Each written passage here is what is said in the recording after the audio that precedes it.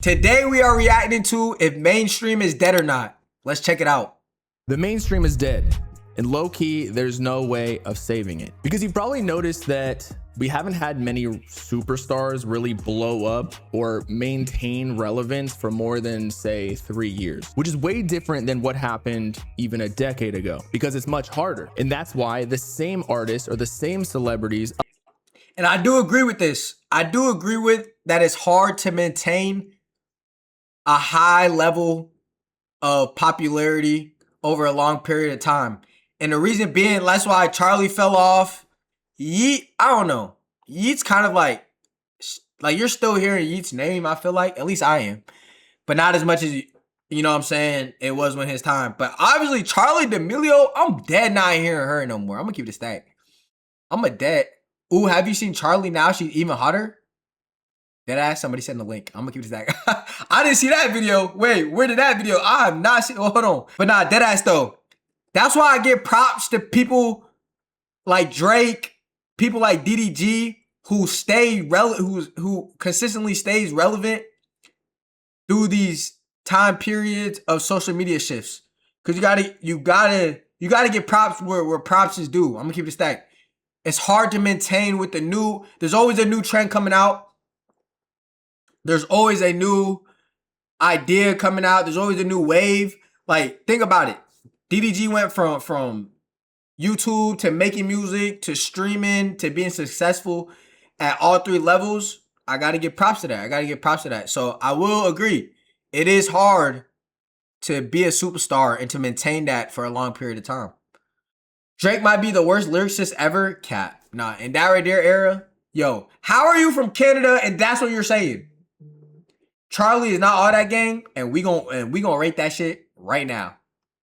And that's what I'm saying. And we gonna rate that shit right now. I'll be the judge of that. Tell me if you want it, fig one, my girl.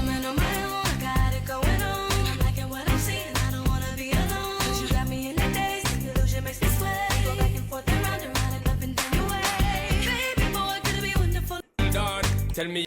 Hold on, my shit. Hold on, hold on. My shit must have lagged. Hold on, let me restart. I didn't get to see it the full shit. My shit lagged. Hold on, play this shit again.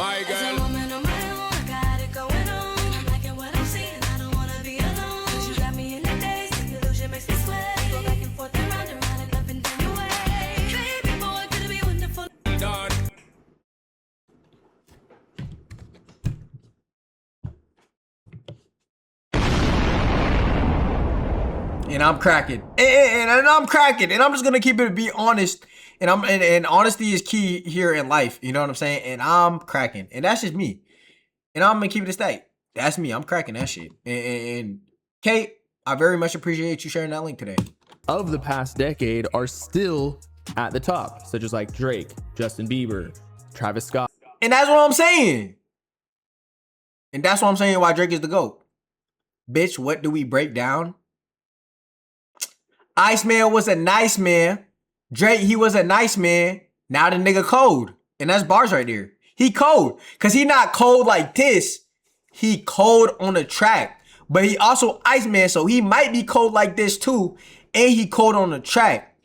You know what I'm saying? It's called onomatopoeia, bro. Taylor Swift, the Kardashians, and they show no signs of ever falling off or being replaced by any of the newcomers on social media. And that's kind of by design. Meanwhile, all of the new TikTokers and YouTubers and social media content creators are just cycling at the bottom, fighting for attention. Meanwhile, the next person steps in after they phase out of their little run. In music specifically, you'll see that an underground rapper will be hot for like 3 months or so.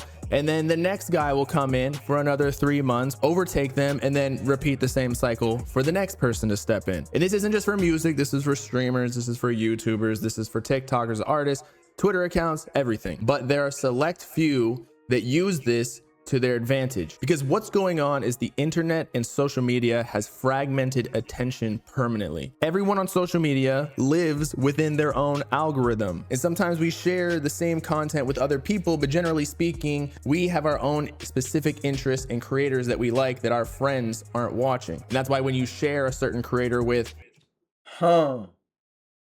interesting take. Social media fragmentation. Media fragmentation. More channels, platforms, and content sources. That's true. Supply side media landscape. The cause of scattered attention. Need to be present everywhere. Across which diverse channels can I place my ad? Audience attention scattered across those channels. Demand side. Audience behavior. The effect of increased media options. Needed target personalized multi-channel strategies. On which specific platforms is my target audience actively engaged? And that's why the phones be listening to you, bro. They try to listen to what the fuck you got going, what the fuck you want to hear. And so, I don't know, bro. It genuinely is hard to stay relevant and to become mainstream and stay mainstream.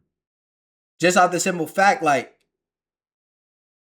you're another scroll in the algorithm.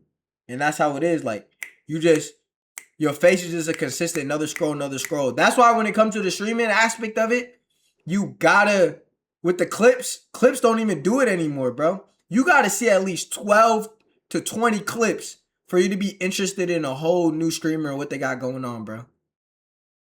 And that's even if, like, dead ass. Cause I ain't gonna lie, bro. Take Dean and AB, for example. They going crazy right now. But you seeing hella clips of them. There's other streamers out there that going crazy too. But Dean and them are on your algorithm. But how much people do you think are clicking to go watch? If you're already somebody who on Twitch, how much of y'all are kicking from what's it called? From Twitch to go to Kick to watch them? Yeah, your Cook Buddy, all your clips, are you admitting you're gay? One of your friends or another person, they don't really check it out because Someone ban Era, ban yourself, bro. Deadass, bro. Come on, bro. they already have their own little world that exists on their phone. Whereas there used to be a few giant celebrities that controlled the culture due to the very few mass distribution channels such as radio, TV, media networks, and blogs. But because of social media, now there are millions of curators, media networks, and niches, big and small, that create endless ways for viewers to consume their content. It's infinitely segmented, essentially. You may like watching gaming content, but more specifically, you like watching Pokemon. And even deeper than that, it's not just Pokemon, you like to watch the ROM hacks. Autotune has a very nice vocal And compressor that's plugin what that I'm lets you saying. combine My shit get the multiple flavors lagging, of bro. What compression the together fuck? in Yo. one. If you don't want Why I got Nuzlocke challenge. Damn, my shit lagged for a second, bro. Why did that shit pop up, bro? You know I got YouTube Premium, bro. What the fuck? On YouTube. And there's a whole ecosystem of creators that are just producing content that do that. So it just shows that people have very specific interests and grow an attachment to these very specific creators that are seemingly exactly like them. You almost feel like their friend and you have a parasocial relationship with them because they're like you, which is really hard to find even in real life because we only meet a certain amount of people in person, and generally they don't have the exact same interests as us. It's hard to find. Now, for example, this goes for the rap niche as well. I was a YouTube content creator in the rap genre niche, whatever you want to call it. But more specifically, it was an underground rap scene or like rage music. And I made content for that specific taste and those artists that live within it. And likely I had a way more dedicated following than someone who had many more views than me and many more subscribers because they were making mainstream rap content. And likely I made a lot more money off of this content because I had a lot more influence. I'm not trying to suck my own dick here. I'm just saying, like, labels were paying my page specifically to promote their artists within this underground niche because it's a way more enthusiastic or dedicated audience. You need these initial fans that are the only ones that really listen to the underground music before you can go mainstream. And that's the hardest part. So labels pay all of these underground pages to get someone popping, and then everything becomes way easier. And the same thing goes for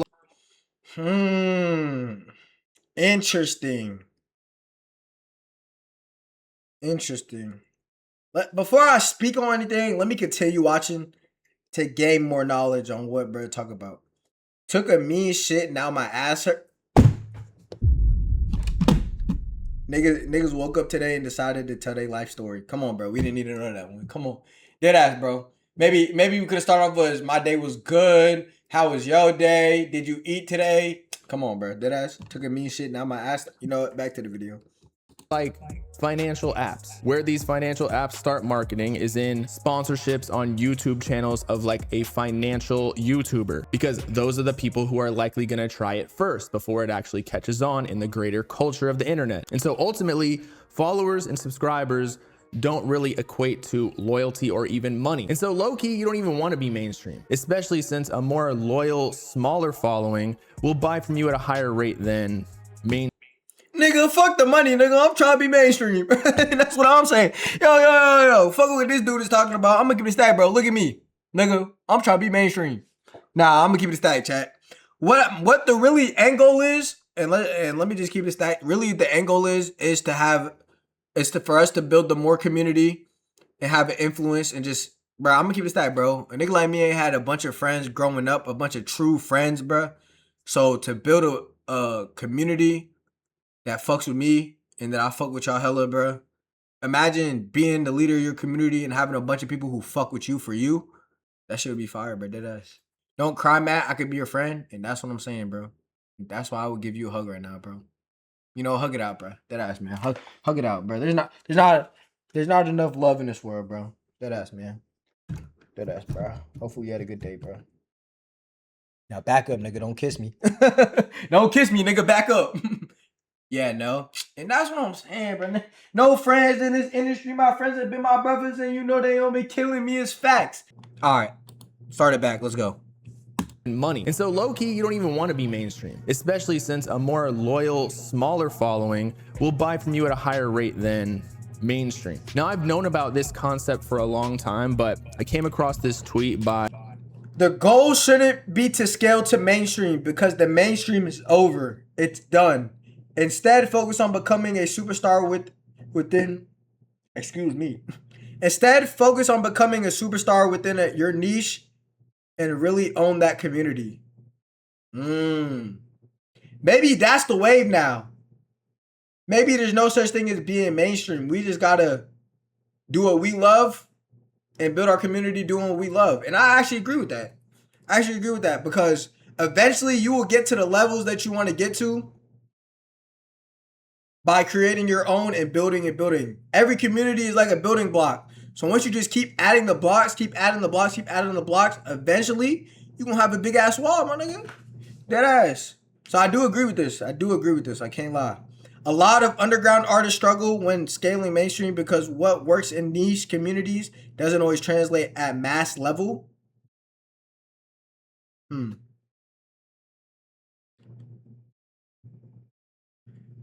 I feel like, I gotta watch more. Let's watch more. But I came across this tweet by the CEO, I think, of MoreOfMatt, and he responded to somebody claiming that a lot of underground artists struggle when scaling mainstream because what works in niche communities doesn't always translate at mass level. But he rebutted this, saying the goal shouldn't be to scale to mainstream because the mainstream is over. It's done. Instead, focus on becoming a superstar within your niche and really owning that community. And this is perfectly exemplified by Nine Vicious and Osama Sun right now. We're the hottest artists in this underground rap niche right now. And while they may have a smaller following numbers wise than mainstream artists like Polo G, they would likely sell more tickets to their shows. In fact, in the Rolling Loud performance recordings that were posted on YouTube, Nine Vicious's performance actually has more views than, say, Playboi Carti. Now, obviously, Playboi Carti's a way bigger artist, but Nine Vicious, because he has such a cult-like following right now, is getting... And that's what I'm talking about. Building your community. That's what you got to do. You got to build your community. Brick by brick, they going to fuck with you. And not only do they fuck with your music, they fuck with you. So you can make some... And I was just talking about this shit the other day. Once you build your community, whether you put shit out that's ass, whether you put shit out that's good, you're going to have 3 different types of people. People that fuck with your music, people that don't fuck with your music, and people that fuck with you. So that third one, when it comes to your music, whether it's good or ass, the people that are in your cult-like community, that's in your community that fuck with you, because that's why they're in the community, they gonna fuck with your shit, listen to your shit regardless, because they fuck with you, because you're the product. Not because your music's good, not because your music's ass, but because they fuck with you. You know what I'm saying? 2 seconds ago, bro was talking about going mainstream. Nah, but that ass. All right, bro, you got me there, nigga. You got me there, bro. I'm gonna keep it stacked. Nah, but I guess this video is changing my perspective on the goal isn't to be mainstream. The goal is to just grow, my nigga. Just grow a community. That's the goal. That's the goal. That's what we gotta do. We gotta go and build the biggest community. More shit, more swag, no cap. Everybody gonna be throwing the threes up. I'm telling you. I'm telling you. Osama son from Goose Creek. Yep. But see, I gotta do more in-depth research on like Osama son's come up, bro. I'm gonna keep it a stack. Cause Osama son did take over a lot of the underground community. And that's where his community is coming from. The underground people who fuck with underground heavy start fucking with him. And that's why a lot of people who are underground, who go mainstream, a lot of them niggas don't fuck with them anymore because they feel like they changed. They feel like they changed. In-depth research. He literally came out of fucking nowhere. We gotta do our research on Osama son, bro. We gotta do our research. I gotta do my research on him before I speak on anything.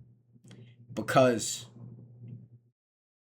that's what a lot of it looks like. You never really see the process of niggas grinding until niggas make it. So, whole time he could have been grinding this whole time, but we only seen the finished product. I don't know though. I wasn't on that side of the music at the time of his come up. But that's something we gotta dive into. Can make $200,000 just from 1,000 people who follow you if they all really fuck with you like that. And that's very attainable and sustainable to get just 1,000 people on social media as opposed to trying to be a mega star like Drake. That's what I'm saying.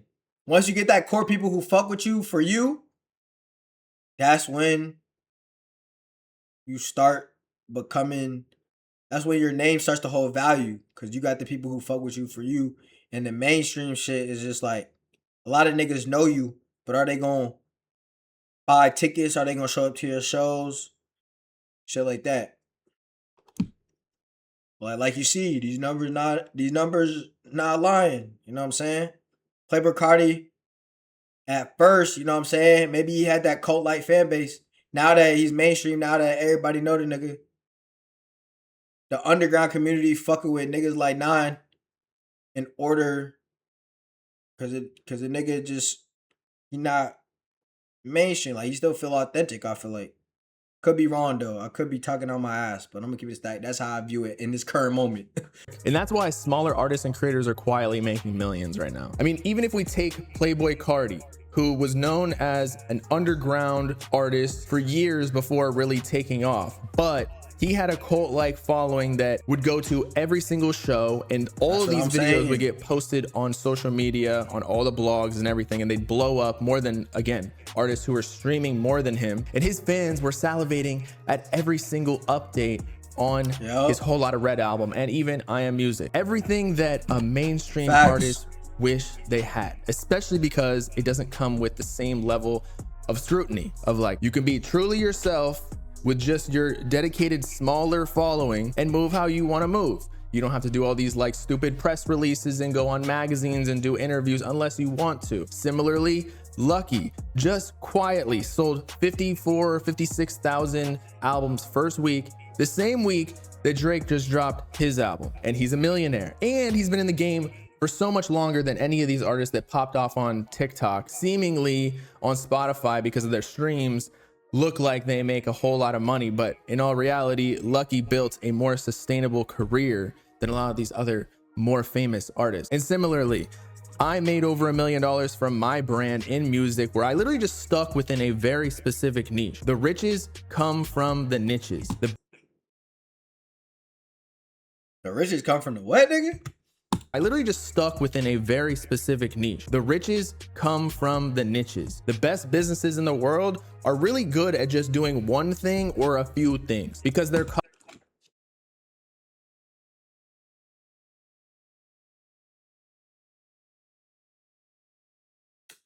So the goal is to find your niche and take off with that niche and continue with that niche and exploit that motherfucker. customer is always going to be satisfied because it fits their exact needs and specificities without overcomplicating it. And build a community with that fucking niche and exploit that motherfucker.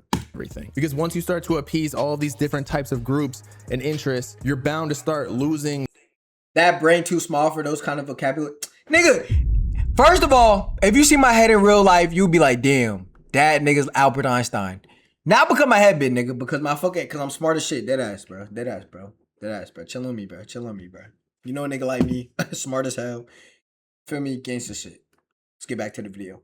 some people from each of these groups. There are even small creators on like TikTok who are opening packs of Pokemon cards, making millions right now, where everyone else is just trying to get hella views, but that's not the goal. And so in general, I just think becoming famous is a thing of the past. You want to be the go-to person in a specific niche. Not only will you make more money, but it'll be way less exhausting, way less effort, and you're building a following that's actually loyal to you and will sustain you for a long period of time. But with all that being said, it's been your boy Bob Lamb signing off.